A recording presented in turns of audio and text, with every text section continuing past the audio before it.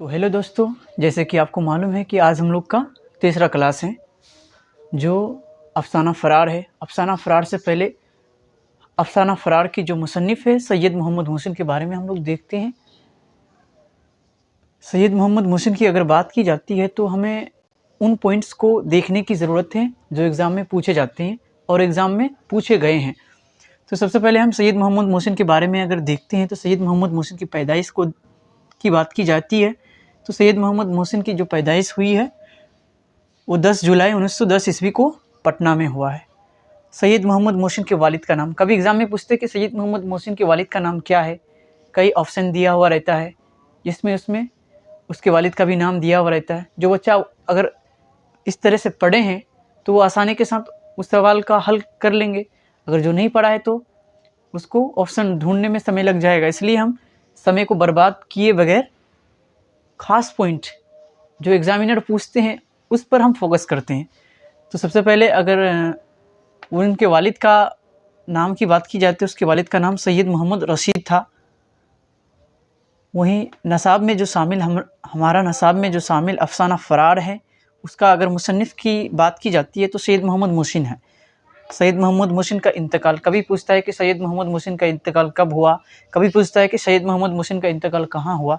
तो सैयद मोहम्मद मोहसिन का इंतकाल 2002 ईस्वी को दिल्ली में इलाज के दौरान हो गया था। हमें वो याद नहीं रखना है कि इलाज के दौरान, याद ये रखना है कि कब हुआ था और कहाँ हुआ था। वहीं उसकी मशहूर नफ्सियाती मजमूए के बारे में अगर पूछा जाए तो हमें ये याद रखनी कि अनोखी मुस्कुराहट और ज़ख्म के फूल उनके मशहूर अफसानों में जाने जाते हैं। इनका शुमार उर्दू के अहम अफसाना निगारों में होता है। वो नफ्सियात के प्रोफेसर थे। कभी पूछा जाता है कि वो किसके प्रोफेसर थे तो हमें याद रखना है कि वो नफ्सियात के प्रोफेसर थे। 1973 ईस्वी को वो अपने आलिहा के साथ हज भी अदा किए।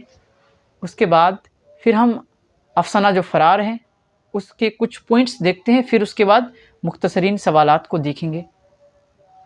अगर फ़रार की बात की जाती है तो हमें ज़्यादा पॉइंट्स याद रखने की ज़रूरत नहीं है। इसमें सिर्फ हमें ये याद रखना है कि अफसाना फ़रार के मुसन्निफ़ कौन हैं, जो सैयद मोहम्मद मोहसिन है।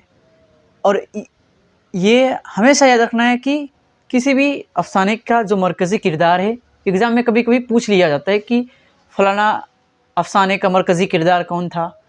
हमें मरकज़ी किरदार याद रखना है। अफसाना फ़रार का मरकज़ी किरदार कौन था अगर पूछा जाए तो यहाँ महमूद था। फिर हम मुख्तसरीन सवालात की तरफ बढ़ते हैं। तो चलते हैं हम लोग मुख्तसरीन सवालात की ओर। मुख्तसरीन सवालात का पहला सवाल है कि डॉक्टर मोहम्मद मोहसिन की पैदाइश किस शहर में हुई थी।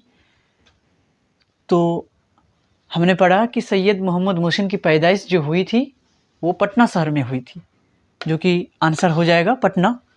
दूसरा सवाल है कि डॉक्टर मोहम्मद मोहसिन की तारीख़ी पैदाइश, यानी डेट भी बताना है हमको, सिर्फ पैदाइश नहीं बताना है।